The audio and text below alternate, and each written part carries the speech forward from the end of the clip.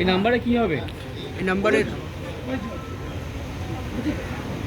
আপনারা সকলেই জানেন যে এই রাজ্যে ভোট দিতে গিয়ে যেমন ভোট কর্মীদের কোনো নিরাপত্তা থাকে না, ঠিক একই রকমভাবে ভোটাররাও নিরাপদ নন। সেই কারণে বিগত বেশ কিছু সপ্তাহ জুড়ে আমরা এই ভোটার হেল্প ডেস্ক খুলেছিলাম, সেখানে অভিযোগ জমা পড়েছে। আমরা এই হেল্প ডেস্ক খোলার কথা নির্বাচন কমিশনের সাথে আলোচনার সাপেক্ষেই করেছিলাম। তারাও সেটাকে অ্যাপ্রিসিয়েট করেছিলেন এবং তারা বলেছিলেন যে আপনাদের কাছে সমস্যা এলে আমরা স্পেশালভাবে সেই সমস্যাগুলো সমাধানের চেষ্টা করব। আগামীকাল যেহেতু P-1 ডে প্রথম পর্বে নির্বাচনের উত্তরবঙ্গের 3টি আসনে ভোট হচ্ছে, আগামীকাল এবং আগামী পরশুদিন এই দুটো দিন শহীদ মিনারের অবস্থান মঞ্চে আমাদের ভোটার হেল্প ডেস্ক এখানে বসে কাজ করবে। সেখানে যেমন ফোন রিসিভ করা হবে, এছাড়া আরও কয়েকটা নাম্বার আমরা প্রোভাইড করছি, সেটা ভোট কর্মীদের জন্য থাকবে এবং এই নাম্বার সাধারণ মানুষের জন্য কাজ করবে। মিনারের অবস্থান মঞ্চে আপনাদের সকলকে সাংবাদিক বন্ধুদের স্বাগত জানাচ্ছি। আজকে আমরা চাকরি প্রার্থীদের মঞ্চ এবং সংগ্রামী যৌথ মঞ্চ একসাথে একযোগে আলোচনা করে ভবিষ্যতে একসাথে পথ চলার বিষয়ে আমরা সিদ্ধান্ত নিয়েছি। আমরা যেটা ঠিক করেছি যে একসাথে পথ না চললে রাজ্য সরকারের কাছ থেকে দাবি আদায় করা অসম্ভব, এবং সেই নিয়ে আজকে আমরা বেশ একগুচ্ছ কর্মসূচি আমরা ঠিক করেছি। আমরা ভবিষ্যতে এই সমস্ত মঞ্চ মিলে আমরা একসাথেই এই সমস্ত কর্মসূচি রূপায়ণ করব এবং সর্বশক্তি দিয়েই সেই কাজ করা হবে।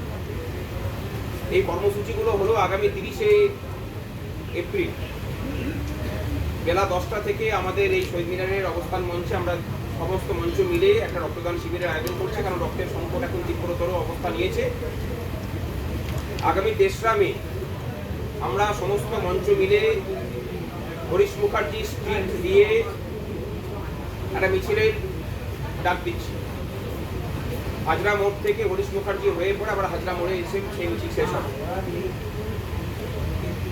এবং এই নির্বাচন চলাকালীন সময়ে আমরা সকলে মিলে গোটা রাজ্য জুড়ে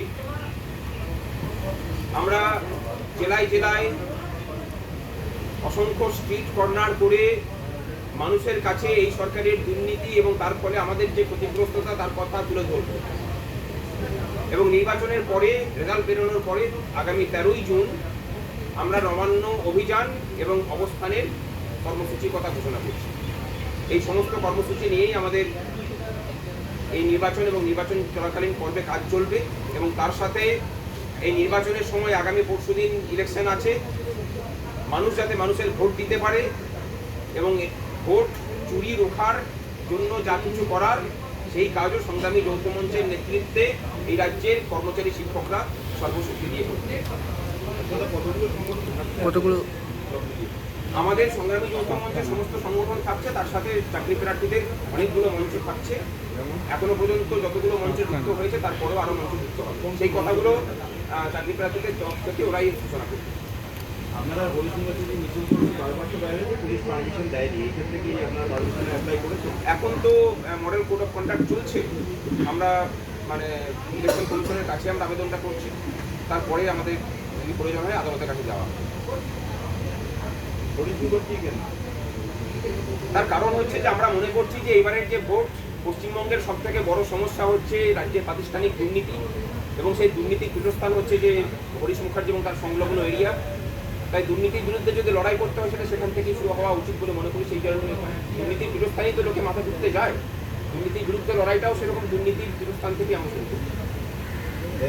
নবান্ন অভিযান সমস্ত সংগঠন একসাথে আপনারা নবান্নে যাবেন, কোথা থেকে শুরু হবে অভিযান?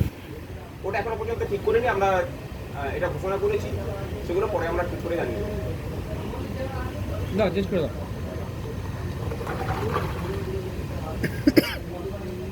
আপনাদের কটা সংগঠন থাকছে এই যৌথ মঞ্চের সঙ্গে? আপনারা কিভাবে যুক্ত হবেন, মানসিকভাবে কিভাবে সিদ্ধান্ত নিলেন?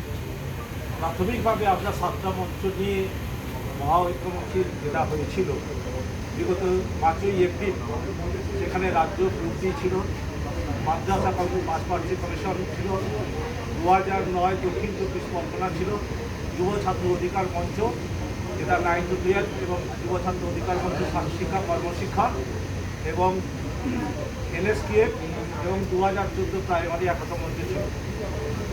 অতীতেও আমরা 11টা মঞ্চ নিয়ে আমাদের বঞ্চনার বার্তা নিয়ে দুর্নীতির বিরুদ্ধে শিয়ালদা থেকে একাধিক কর্মসূচি আমরা নিয়েছি। তাই আমাদের বিশ্বাস আগামী দিনে এই দুর্নীতির বিরুদ্ধে বঞ্চনার প্রতিবাদে একাধিক মঞ্চ বা একাধিক আন্দোলনকারী মঞ্চ যারা কলকাতার বুকে রাজপথে কর্মসূচি নিয়েছে তারা সবাই সামিল হবে এবং একটা বৃহত্তর কর্মসূচিতে একটা রূপদান হবে। এবং সর্বোপরি আমরা সংগ্রামী যৌথ মঞ্চকে পাশে পেয়েছি, ওনারাও বারবার স্বচ্ছভাবে নিয়োগ, শূন্য পদে নিয়োগ এই দাবিটা তুলে আসছেন। তাই আমরা চাইব যে সংগ্রামী যৌথ মঞ্চের প্রতিটি সদস্যগণ আমাদের এরকম বঞ্চনার প্রতিবাদে বা দুর্নীতির বিরুদ্ধে রুখে দাঁড়িয়ে আমরা ঐক্যবদ্ধ আন্দোলনে সামিল হতে চাই। আপনার নাম পরিচয়? আমার নাম আশিস খামরুই, মহা ঐক্য মঞ্চের পক্ষ থেকে আজকে এই ঘোষণা করছি। বেশ।